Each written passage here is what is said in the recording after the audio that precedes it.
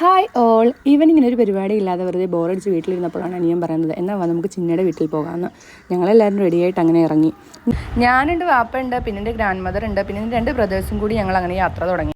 Grand നല്ല അടിപൊളി ചിരിയൊക്കെ pass ചെയ്ത് നിങ്ങളോട് എല്ലാവർക്കുമായിട്ട് ഒരു സലാമൊക്കെ പറയുന്നുണ്ട്. അങ്ങനെ ചാരുമൂട് എത്തിയത് ഒരു 2 മിനിറ്റ് ബ്ലോക്കിൽ കിടക്കേണ്ടി വന്നു. അപ്പോഴാണ് ചിന്നയുടെ കോളും വന്നത് എവിടെ എത്തിയെന്ന് ചോദിച്ചു. അങ്ങനെ ഞങ്ങൾ ചിന്നയുടെ വീടെത്തിയതും സിനാന ഒരു സീറ്റും പിടിച്ചങ്ങിരുന്നു. പിന്നെ കുഞ്ഞാവ് വീഡിയോയ്ക്ക് ഹായൊക്കെ കാണിക്കും. സിനാനും വാപ്പായും കാര്യമായിട്ട് എന്തോ ചർച്ചയിലാണ്. അങ്ങനെ ചിന്ന ഒരു ഹായൊക്കെ കാണിച്ചു വരുന്നുണ്ട്. അത് കഴിഞ്ഞ് സിനാന് ജ്യൂസും ആപ്പിളും ഒക്കെ കൊടുക്കുന്നുണ്ട് കഴിക്കും. എന്നിട്ട് ചിന്നയും സിനാനും കാര്യമായിട്ട് എന്തൊക്കെയോ സംസാരിക്കുന്നുണ്ട് രണ്ടാളും കൂടെ. സിനാൻ എൻ്റെ ഏറ്റവും ചെറിയ അങ്കിളിൻ്റെ മോനാണേ. അതുകൊണ്ട് അവനോട് എല്ലാവർക്കും വലിയ കാര്യം. ചിന്നയാണെന്നുണ്ടെങ്കിൽ ഞങ്ങൾക്ക് നാരങ്ങ സോഡ ആയിട്ട് വരുന്നുണ്ട്. ഞങ്ങൾക്ക് എല്ലാവർക്കും ഭയങ്കര ഇഷ്ടമാട്ടോ നാരങ്ങ സോഡ.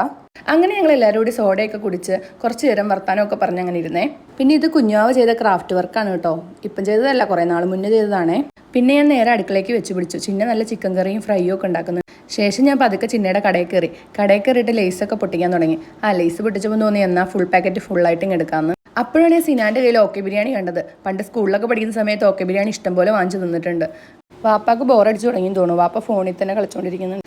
സിനാനും ഷിനാസും കൂടെ ചിന്നയുടെ കടയ്ക്കകത്ത് കയറി. ഞാനതൊക്കെ CCTV കൂടെ നോക്കിയിരിക്കുന്നുണ്ടായിരുന്നു. ചുമ്മാ ഒരു രസം.